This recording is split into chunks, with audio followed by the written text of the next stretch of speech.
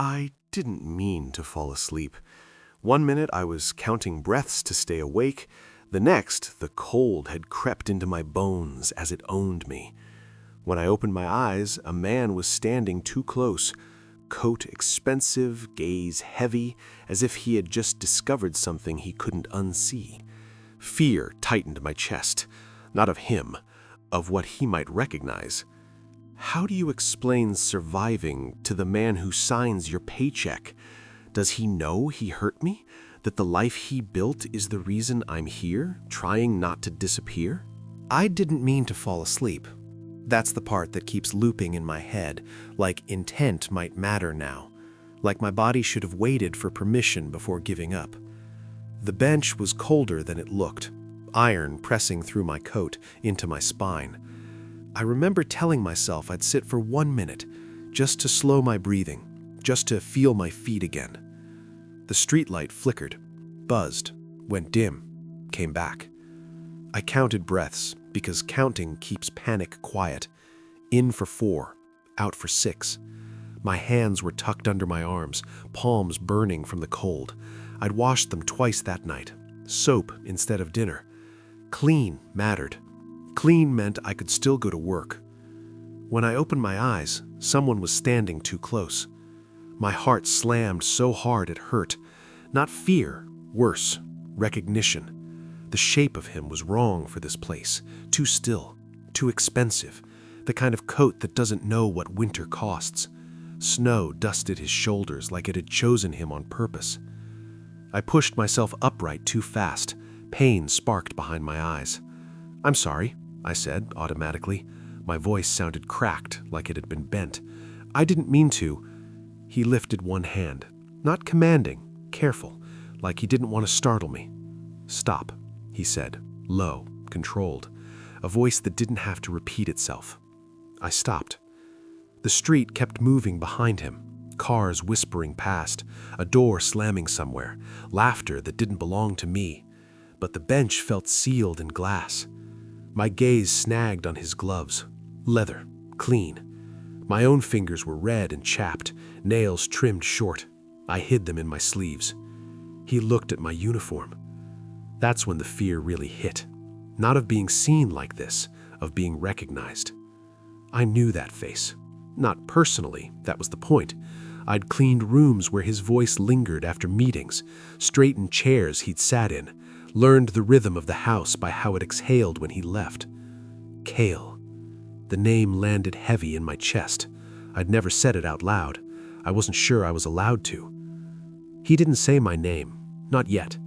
His eyes moved, too observant, too precise, taking in the worn soles of my shoes, the way my coat didn't quite close.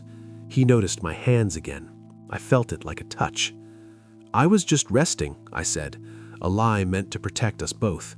"The bus." "I know," he said.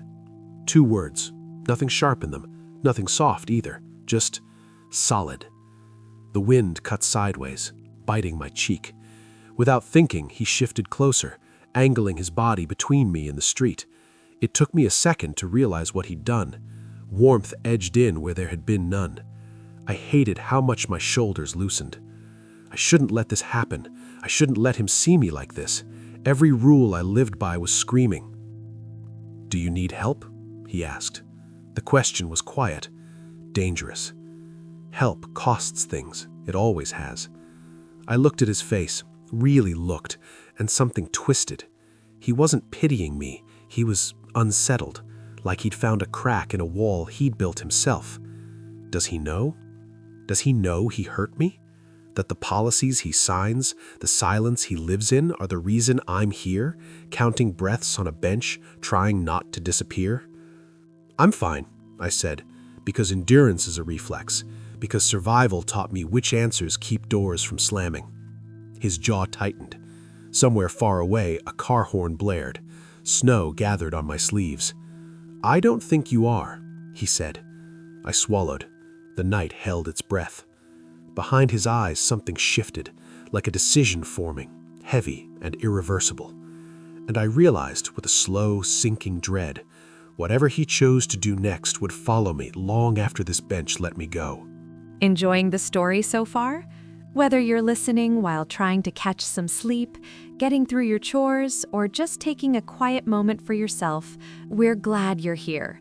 Take a minute and tell us where you're watching from in the comments, and stay with us for more stories like this. I woke before the alarm because my body didn't trust softness anymore.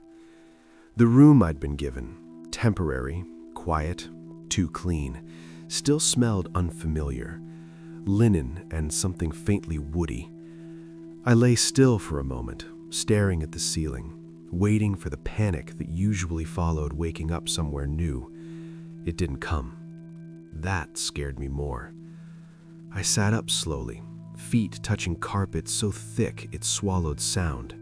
My shoes were by the door, cleaned and dried. Someone had placed them neatly side by side. I hadn't asked for that. My stomach tightened anyway. Don't read into it, I told myself. It's just order. Rich people like order. In the bathroom mirror, I barely recognized myself. The circles under my eyes were still there, but softer somehow. My hair was wrapped in a towel I hadn't bought. My hands, still red, still chapped, looked out of place against porcelain. I scrubbed them anyway. Old habits don't dissolve overnight. Downstairs, the house was already awake in its own quiet way. No voices raised, no rushing, just movement without friction. I slipped into my uniform, smoothing the fabric like it could ground me. Work was easier when I didn't think, but thinking was impossible now. Every step echoed the night before. The bench, the snow, the way Cale had stood too close without touching me, the way he'd looked at my hands like they mattered. That wasn't safe. I kept my eyes down as I worked, polished surfaces until I disappeared from them, folded towels with surgical precision. If I was perfect enough, maybe the night would stay an anomaly. I felt him before I saw him. The air changed. Pressure. Silence deepening. I didn't turn around. "Good morning," he said. Not sharp, not warm, just present. "Good morning, sir," I replied. The title slid out automatically, a line I'd never crossed. He didn't correct me. "I wanted to check on you," he said, "after last night." My hands stilled mid-fold. "I'm fine," I said too quickly. "I'll be out of your way soon." There it was, the thing I'd been bracing for, the polite exit, the quiet dismissal. "That's not what I meant," he said. I risked a glance.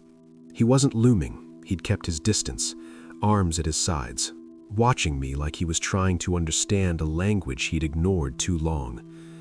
"You were late sometimes," he continued, not accusing, observational. My chest tightened. I nodded once. "The buses," I said, then stopped. Explanations were dangerous. I adjusted. "I know," he said again. That word was starting to feel heavy. "I reviewed your record. You're thorough." Something fragile inside me shifted. Praise wasn't part of my vocabulary here. It made my skin prickle. "Thank you," I said quietly. Silence stretched. Not awkward, loaded. "There was a policy," he said, finally. "I approved it." I looked up fully this time. Approved. The word landed like ice water. "About lateness," he continued. His jaw flexed. "It didn't account for reality." My pulse thudded in my ears. So this was it, the explanation before the consequence. "I didn't ask for special treatment," I said, sharper than I meant. "Fear has edges. I just needed time." "I know," he said again, but this time his voice cracked, just barely. That scared me more than anger would have. "He's revising it," he said, "effective immediately." My breath caught. "For everyone," he added quickly. "Not because of you, because it was wrong." Wrong. No one had ever said that about a system that hurt me. They just told me to survive it better. I nodded because my throat wouldn't work. "Thank you," I whispered. He watched me for a long moment, too long. "Kaila," he said. Hearing my name from his mouth did something dangerous to my balance. "Yes?" "I didn't see you before," The honesty landed between us like a fragile object. "I know," I said, and for the first time, I meant it without bitterness. He stepped back then, giving me space, respecting it, but as he turned away, a thought followed him like a shadow. Seeing me now didn't erase what had already happened, and I didn't know if I could afford to trust what came next. I should have kept my distance. That was the rule I'd lived by long before this house, before the bench, before Cale started saying my name like it carried weight. Distance keeps things clean. Distance keeps you employed. Distance keeps your heart from making decisions your life can't afford. But distance collapsed the moment he asked me to sit down. "Please," he said, gesturing to the chair across from his desk. Please. That word didn't belong to him, not in my experience. It knocked something loose in my chest as I lowered myself into the leather chair, careful not to touch the desk, the papers, anything that might remind me where I stood. He didn't sit right away. He paced once, slow, controlled, like he was measuring the room for exits. "I need to be clear," he said, "about what last night was and wasn't." My fingers curled into my palm. I nodded, prepared for the line I'd heard all my life. "This can't happen again. It was a misunderstanding. We should pretend it didn't happen." "It wasn't charity," he continued, "and it wasn't surveillance." I looked up before I could stop myself. "Then what was it?" I asked. The air thickened. He stopped pacing, turned to face me fully. The intensity of his attention made my breath hitch, like standing too close to a fire you don't control. "It was a failure," he said. "Mine." The words stunned me silent. "I built something," he went on, quieter now, "that functioned beautifully on paper and destructively in practice." My throat tightened. "You didn't force me onto that bench." "No," he agreed, "but I built the path to it." Silence pressed in. I became acutely aware of the space between us, too close for professionalism, too far for comfort. My heart beat loud enough I was sure he could hear it. "I don't want special treatment," I said, my voice barely steady. "I don't want anyone thinking—" "That's exactly what I don't want either," he interrupted. His voice sharpened, not at me, but at the idea. "You don't owe me gratitude, or loyalty, or silence." Something inside me cracked at that. Just a hairline fracture, enough to let feeling leak through. "You're my employer," I said. "You decide what I owe." His jaw tightened. He took a step closer before stopping himself, like he'd hit an invisible boundary. "That's the problem. That's all I've ever been allowed to be." The words lingered.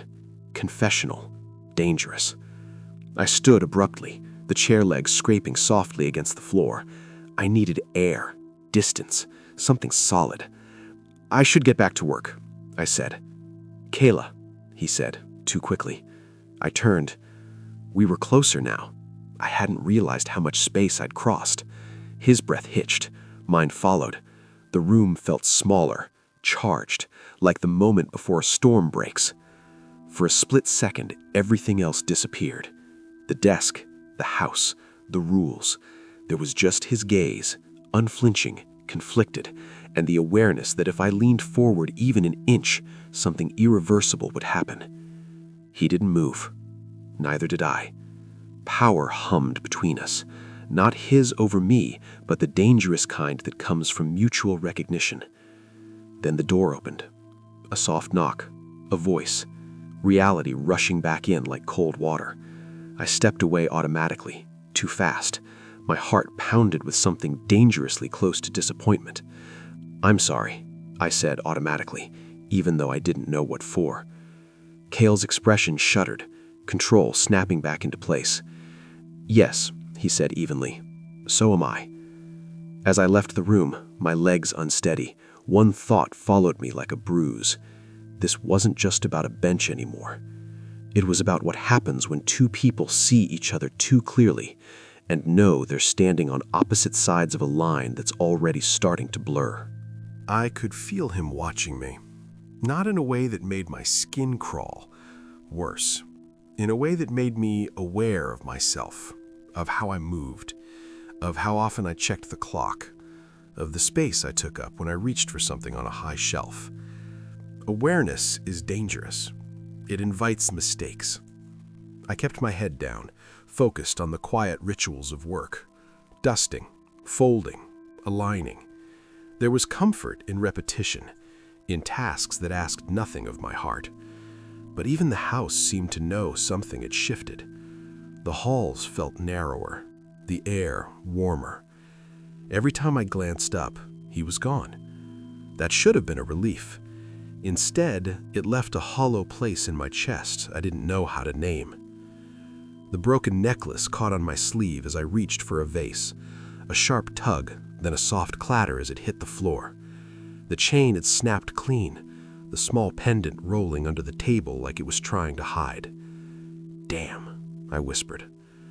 I crouched, fingers brushing dust as I retrieved it. The metal was cold, cheap. It had been my mother's.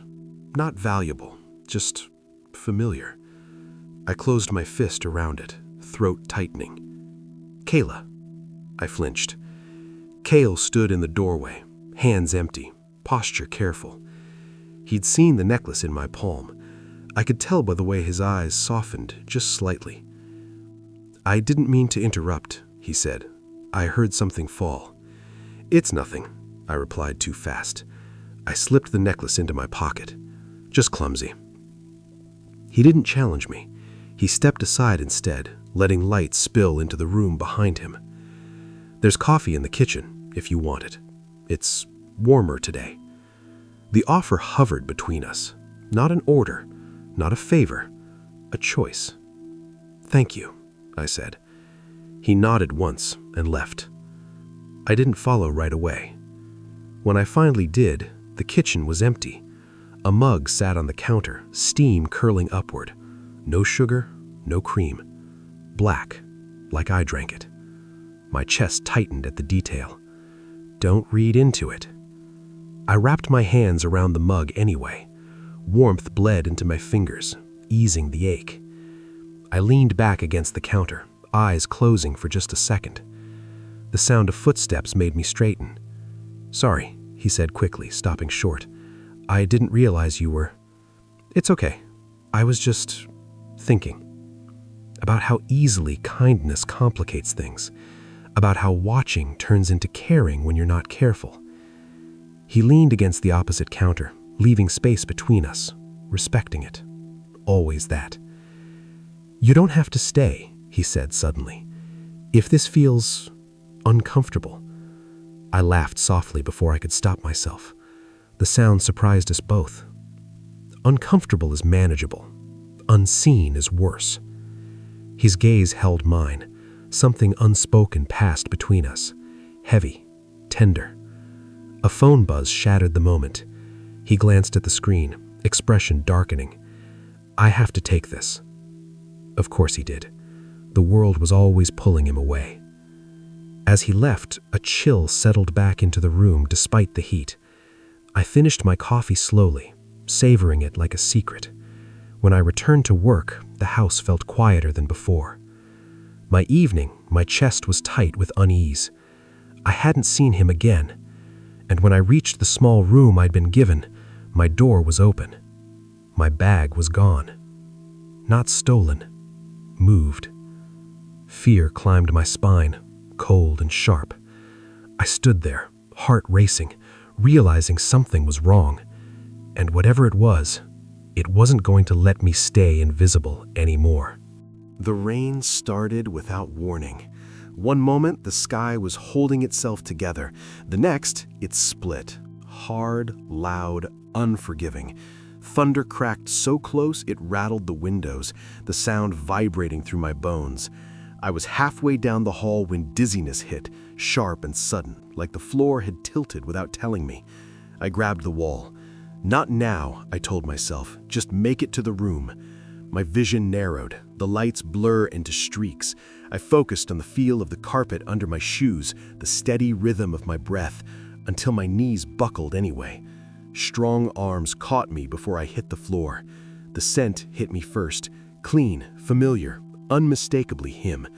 Wool and rain and something faintly metallic, like the storm had followed him inside. Kaila. My name sounded different in his mouth this time, fractured. Hey, stay with me. I wanted to apologize. The reflex was already there, rising in my throat, but my body refused to cooperate. My hands were shaking, fingers numb with cold. I'm fine, I tried to say. It came out thin, unconvincing. You're not, Cale said. He didn't sound angry, he sounded scared. He guided me into the nearest room, his study, I realized dimly, and eased me down onto the couch. His hands were steady, but his breathing wasn't. I noticed that, even through the haze. You're freezing, he said, already shrugging out of his coat. He draped it over my shoulders without asking. I should have protested. I didn't.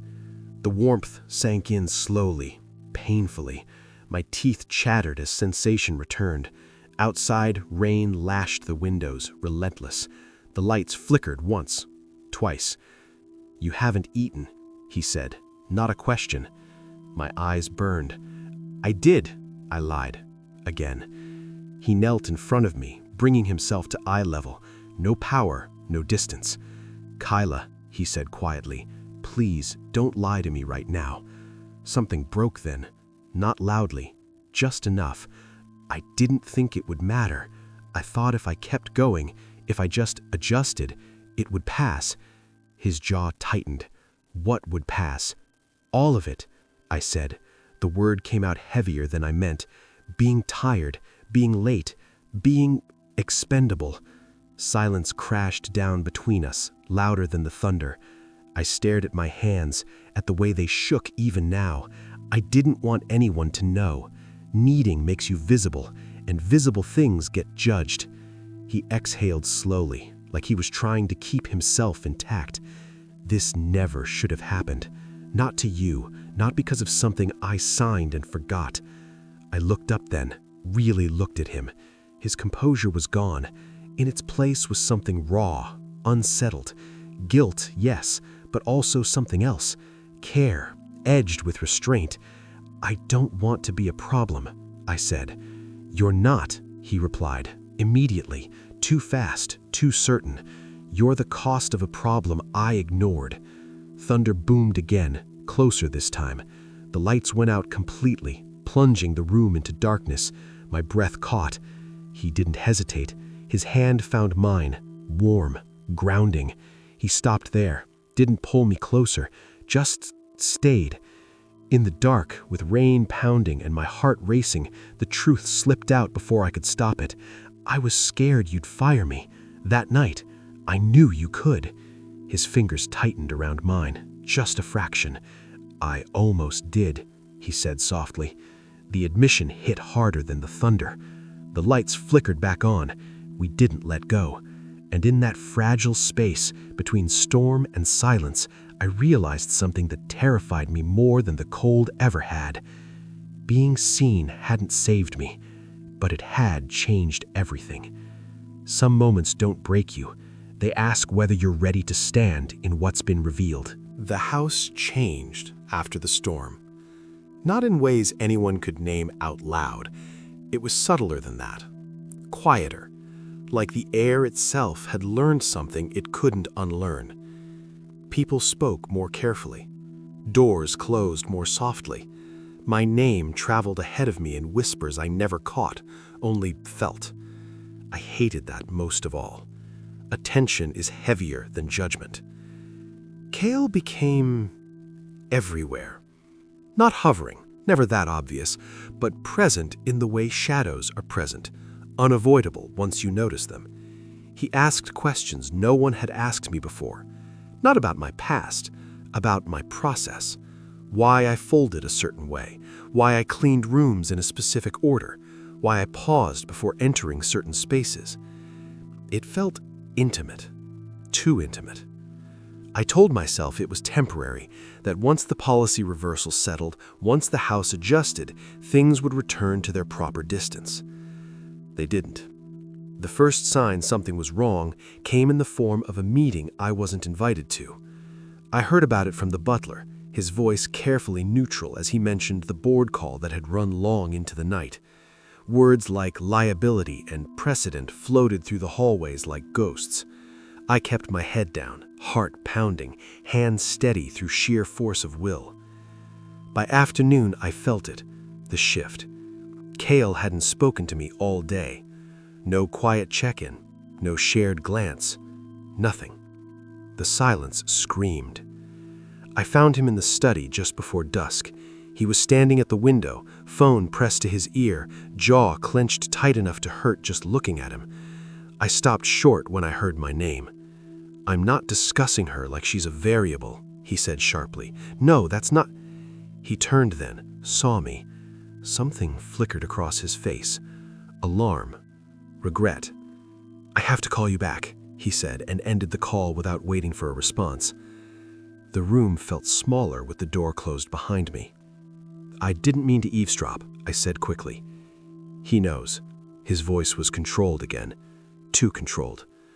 I folded my hands together, fingers lacing tight. "Is there a problem?"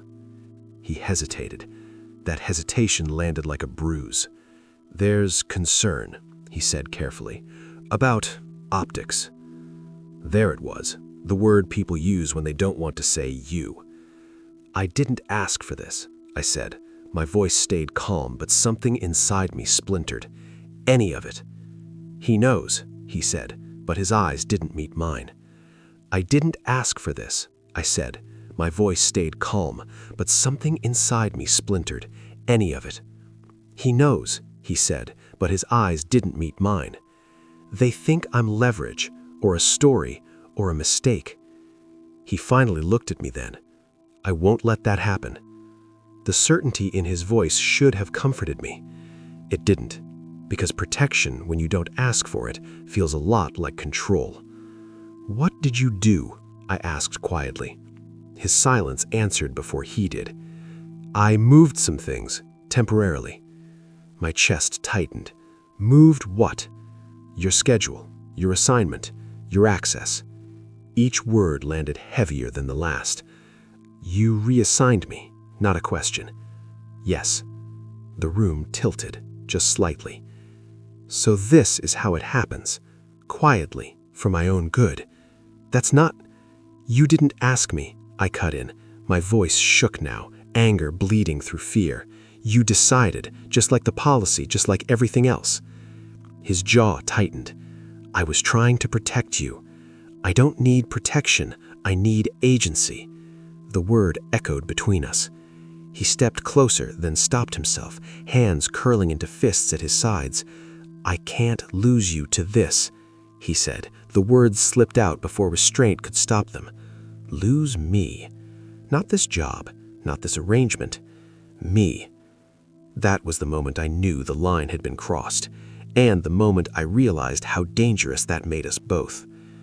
"I quit," I said. The words tasted like metal. "Kaila, I won't be managed like a risk," I said, backing towards the door. My heart pounded, loud and erratic. I left before he could respond. The hallway felt endless. My steps echoed too loudly, like the house itself was listening. By the time I reached my room, my hands were shaking. I packed quickly, efficiently, the way you do when you can't afford to feel. As I zipped my bag, one thought cut deeper than all the rest. The most dangerous thing Cale had done wasn't changing a system. It was caring without asking what that care would cost me. I didn't go far. That's the truth I didn't want to admit. I told myself I was choosing distance, not retreat. But when night fell, my feet carried me back to the edges of places I knew. Bus stops, quiet streets, the in-between spaces where no one asked questions. The bench was gone. Not literally, but when I stood where it had been, the cold felt different, sharper, like the ground remembered me. My phone buzzed once in my pocket. Cale. I didn't answer. I walked until my calves burned, until my breath came thin and uneven. When I finally stopped, I leaned against a brick wall slick with mist and let myself slide down. The city hummed around me, indifferent, alive. I pressed my palms to my eyes and counted. 1, 2, 3. Don't cry where someone can see. Agency, I reminded myself. I chose this. The word felt fragile. Headlights washed over the alley mouth. A car slowed, stopped. I tensed, every muscle pulling inward, preparing to disappear. The door opened. I knew the sound of it now. Kaila, Cale said. My name cut through the night as a wire pulled too tight. I asked you not to follow me, I said without looking up. I didn't. I looked for you. There was a difference. It landed anyway. He stayed a few steps away, respecting the boundary even now. Rain beaded on his hair, on the shoulders of his coat. He looked wrecked. Not dramatic, just undone at the edges. I made it worse, he said. No preamble, no defense. I thought moving things would give you space. It took it away instead. I laughed softly. It came out broken. You don't give space by rearranging someone's life. I know, he said. I know that now. Silence stretched. The city breathed between us. I forgot something, he continued. That protection without consent is just another form of power. My chest tightened. I hated that he understood it now, after the damage. I quit, I said again, because saying it once hadn't made it real enough. I won't come back. I'm not here to ask you to, he said. That surprised me enough to look up. He met my eyes, steady, open. I'm here because I broke something that wasn't mine to break. I swallowed. Then why are you here? He hesitated, the smallest crack in his control. Because when you left, he said quietly, I realized the cost didn't land on me. It landed on you. Housing, safety, time. My chest tightened. I reversed more than the policy, he went on. I set aside funds, independent, untouchable by the board, transitional, yours whether you return or not. My pulse raced. I didn't ask for, I know, he said gently. That's why it isn't conditional. No job, no gratitude, no proximity to me. The words settled, careful and deliberate. Choice placed back in my hands. There's something else, he added. My niece, temporary guardianship. Her mother's in treatment. She needs someone who notices what others miss. I stared at him. You're asking me to be a solution? I'm asking you to decide, he corrected. No is a complete answer. The rain softened to a whisper. I felt the weight of the night, of the weeks behind me, of the quiet strength it took to stand here and not fold. Before I could speak, a phone buzz cut through the air. Mine. A message preview lit the screen. My name, a photo, the bench. Posted, shared, captioned by someone who didn't know me at all. My stomach dropped. Cale saw it too. His face went still, something dangerous flashing behind his eyes. I didn't do this, he immediately said. I know, I whispered. The threat wasn't him. It was the world learning my story without my consent. And suddenly, the choice in front of me wasn't just about returning. It was about whether I would let this moment define me, or finally speak in my own voice. Some truths arrive like this, uninvited, public, irreversible. What you do next decides who gets to tell your story. The room was too bright. That was the first thing I noticed as I stood behind the glass doors, the hum of voices bleeding through the seams. Light like this doesn't forgive, it exposes. Every breath felt loud in my chest, every thought too sharp to hold. They were waiting for me. I hadn't planned to speak. I told myself I didn't owe anyone an explanation, that survival didn't require a statement. But then I'd seen the post again, the way my body looked folded on that bench, the caption stripped of context, dressed up as spectacle. I felt small all over again. Cale stood a few steps behind me, not beside, not leading, there if I needed him, but not taking the space that had to be mine. "You don't have to do this," he said quietly. "I do," I replied, because silence had never protected me. It had only made me convenient. I pushed the door open.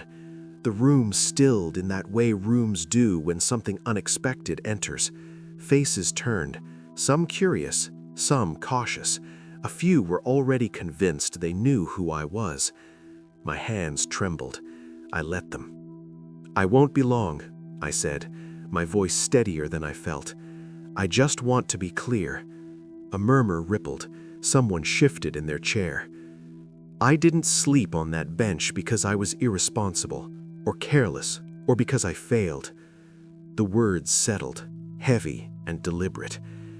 "I slept there because the system you all benefit from has margins too tight for people like me, because flexibility was removed in the name of efficiency, because endurance is invisible until it collapses."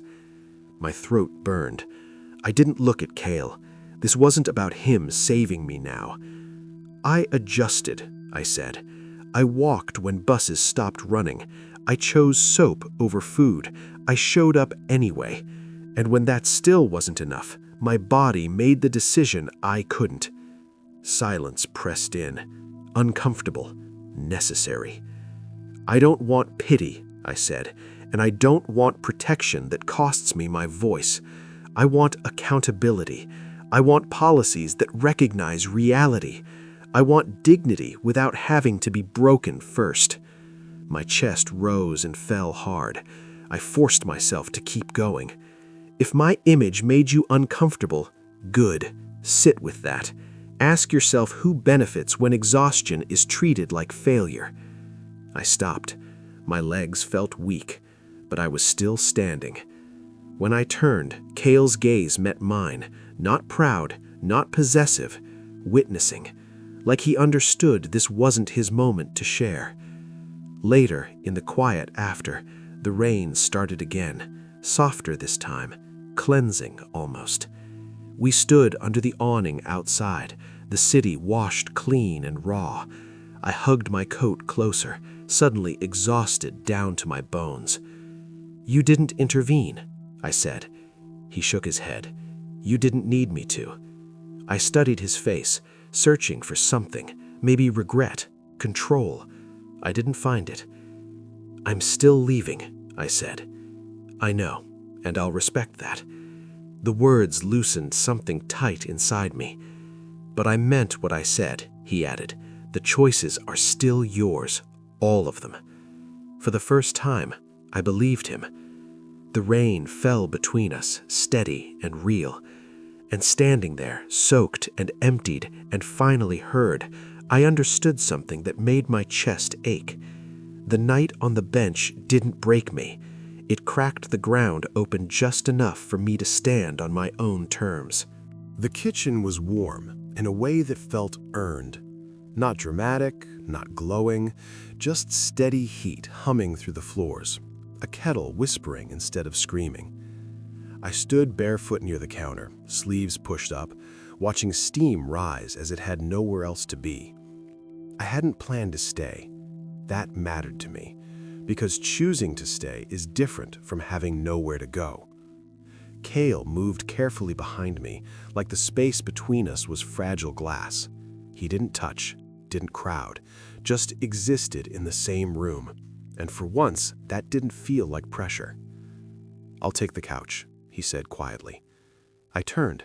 "You don't have to." He nodded once. "I know." Silence settled, not heavy, not charged, just present, the kind that doesn't demand explanation. I poured the tea slowly, chamomile. He remembered. The realization brushed against my ribs, soft but insistent. I handed him a mug. Our fingers didn't touch. The restraint felt intimate in its own way. We sat across from each other at the small table. No power here, no distance needed guarding. Just two people breathing in the same quiet. "You don't owe me anything," he said eventually. "Not trust, not forgiveness." I wrapped my hands around the mug, letting the warmth seep in. "I know." "And if you leave tomorrow?" "I might," I said. Then after a pause, or I might not. His breath hitched, just once. "That's enough," he said. "That choice." I studied him in the low light, the lines around his eyes softer now, the tension in his shoulders eased but not gone. He looked like someone learning how to set something down without breaking it. I reached out before I could overthink it. Not far, just enough for my fingers to rest near his on the table. Close, not touching. He noticed, didn't move. The moment held. Outside, the city exhaled. Somewhere far away, a siren rose and faded, life continuing without asking permission. "I stayed," I said quietly, because for the first time, staying didn't feel like surrender. His eyes met mine, warm, steady. "And I didn't ask you to," he replied. "That matters." It did. Later, when the lights were dimmed and the house settled into sleep, I lay in the guest room wrapped in borrowed sheets, listening to the quiet. Not the dangerous kind, the safe kind, the kind that doesn't erase you. I didn't know what tomorrow would bring, but as I drifted toward rest, real rest, the kind my body trusted, I held on to one gentle truth. Sometimes, peace isn't the absence of tension, it's the presence of choice. If you've ever stayed somewhere not because you had to, but because you were finally free to decide, you know why this moment matters. Morning came quietly. No alarms, no rush, just pale light slipping through the curtains like it was asking permission. I lay still for a long moment, listening to my own breathing, waiting for the familiar jolt of panic that usually followed waking somewhere uncertain.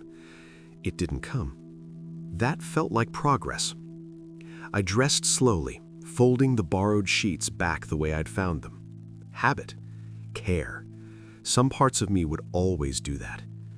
When I stepped into the kitchen, the house was already awake, not bustling, just alive. Cale stood at the counter, sleeves rolled up, coffee untouched. He looked up when he heard me. "Good morning," he said. It wasn't loaded, it wasn't hopeful, just true. "Morning," I replied. We moved around each other easily now, like the tension had rearranged itself into something quieter. He didn't ask what I planned to do next.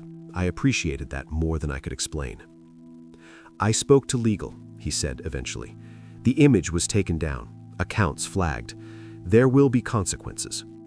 "For them," I said, not accusing, just clarifying. "Yes," he answered, "and for me." That made me pause. "I'm stepping back from operational control," he continued. "The systems I built will still exist, but they won't be shaped by my silence anymore." I studied his face. He wasn't posturing. This wasn't performance. It looked like loss and relief. "That's not because of me," I said. "No," he agreed. "It's because of what I refused to see until you stood in front of it."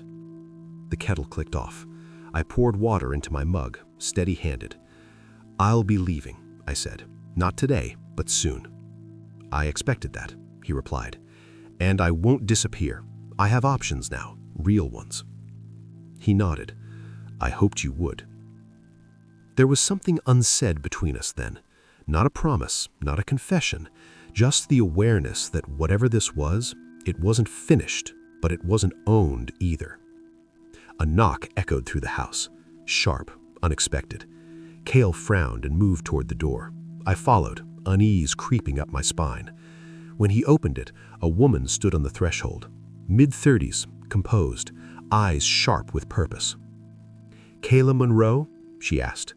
My pulse quickened. "Yes." She held up a folder. Inside, I saw my name again, typed, official. She said, "I'm with an advocacy group. We've been tracking cases tied to corporate labor policies. What happened to you didn't start here, and it doesn't end here." The weight of it settled slowly, heavier than fear, heavier than relief. She met my gaze, steady and unflinching. "We'd like you to help us make sure this doesn't happen quietly again." I looked at Cale. He didn't speak, didn't interrupt, just waited. Choice. I took the folder. And in that moment, standing in a house I never belonged to but helped change, I understood the truth I'd been walking toward all along. The bench wasn't where my life fell apart. It was where it finally demanded to be counted. Hey you, my fellow story family. Thank you for staying with us till the very end. We'd love to hear how this story made you feel. Would you have done anything differently? What did it teach you? If this story mirrors a season of your own life, feel free to share it with us in the comments. Stay close to this channel for more stories that speak of strength, love, and hope.